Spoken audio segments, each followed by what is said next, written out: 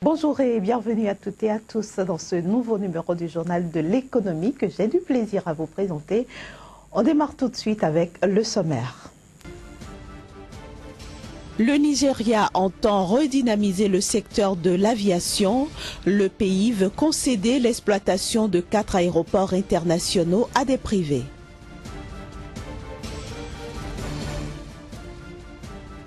L'Association pour le Cajou en Afrique plaide pour une transformation à dimension industrielle de l'anacarde. C'est en marge de la conférence bordalaise de Cotonou. Enfin, le coton sera cédé à 250 francs CFA le kilogramme durant la saison 2016-2017 au Mali.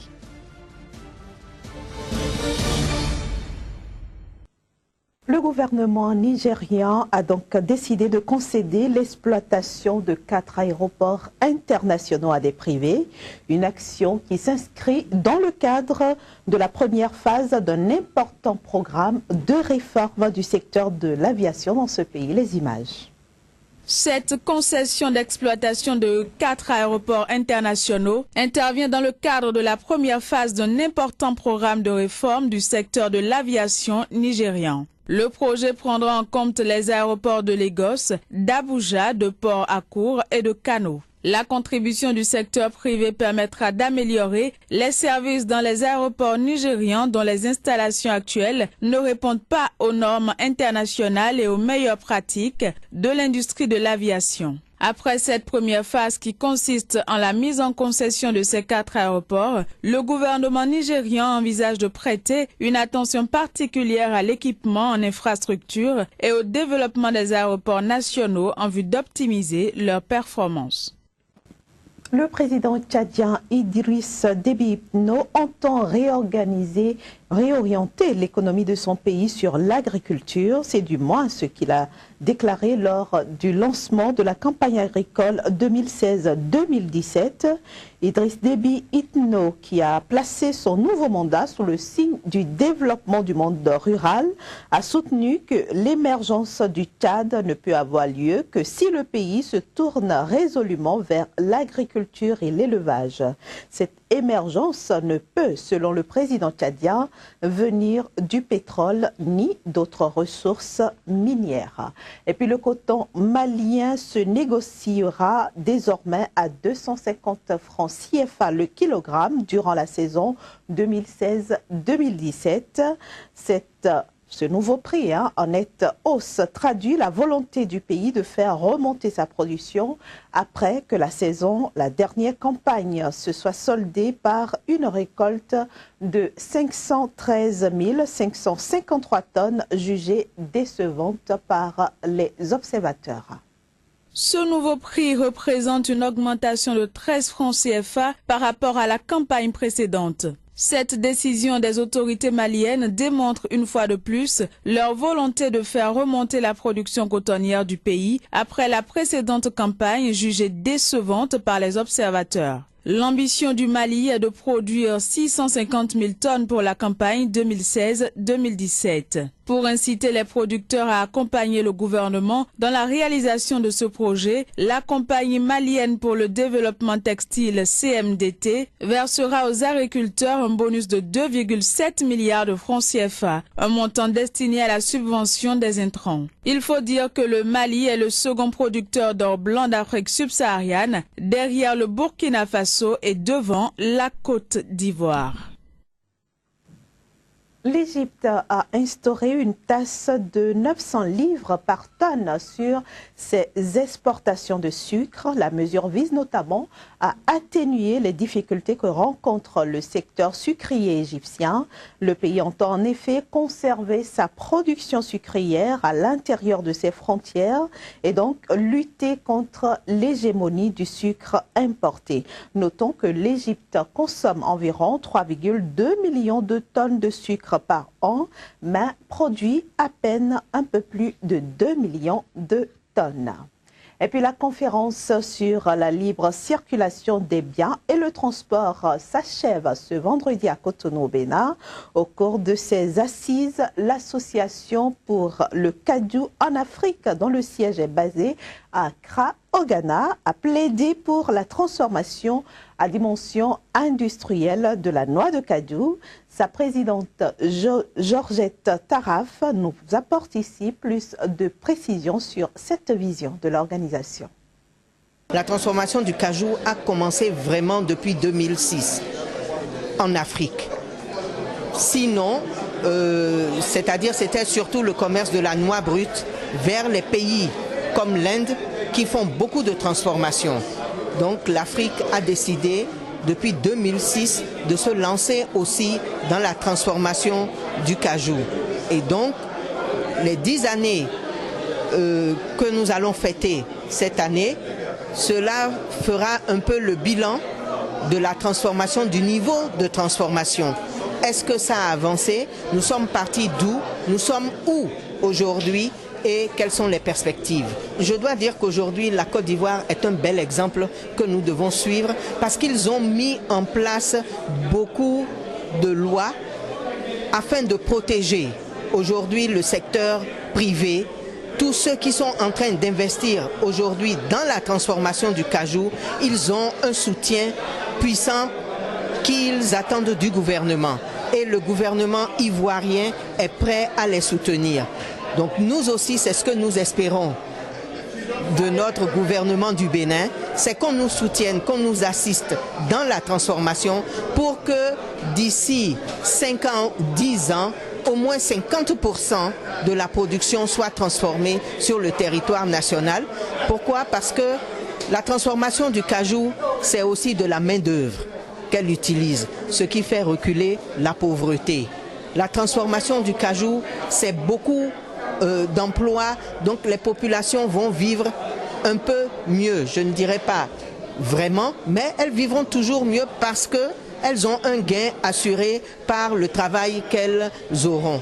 Donc c'est beaucoup de choses que la transformation du cajou peut apporter pour un pays.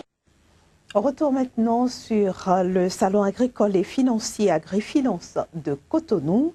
La 3e édition du dit salon a réuni récemment des partenaires techniques et financiers, des promoteurs agricoles, des systèmes de financement décentralisés de l'État. Parmi les exposants à ce salon, on retrouve par exemple le consortium Alafia que je vous invite à découvrir ici. Le consortium Alafia, c'est l'association professionnelle des systèmes financiers décentralisés du Bénin. C'est une association qui au départ était sous-régionale, donc qui couvrait le Bénin et le Togo. Mais avec la loi sur les systèmes financiers décentralisés, elle est devenue aujourd'hui l'association professionnelle des systèmes financiers décentralisés du Bénin. Le consortium Alafia, c'est une association qui a une vision et une mission. La vision, c'est d'être une association qui travaille pour le développement des institutions membres. Et dans ce sens, en tant que mission, c'est d'œuvrer, de contribuer à la défense des intérêts de la corporation, c'est-à-dire défendre les intérêts des systèmes financiers décentralisés et favoriser leur développement en renforçant leurs capacités à offrir à la population cible les services financiers au regard des meilleures pratiques et à travailler pour l'amélioration de l'environnement dans lequel ces systèmes financiers décentralisés exercent leur activité. Et quand je parle d'environnement, je veux parler de l'environnement juridique, politique et économique. C'est uniquement les systèmes financiers décentralisés qui bénéficient des prestations, des services du consortium Alafia. Mais il faudra préciser que les services sont à l'endroit des institutions membres et par ricochet, ces institutions membres travaillent pour le développement des micro, petites et moyennes entreprises. Nous restons au Bénin cette fois-ci pour nous intéresser à la coopération entre ce pays et la Banque mondiale. Et c'est avec Kazmi Kwedio que nous allons retrouver juste après une petite transition.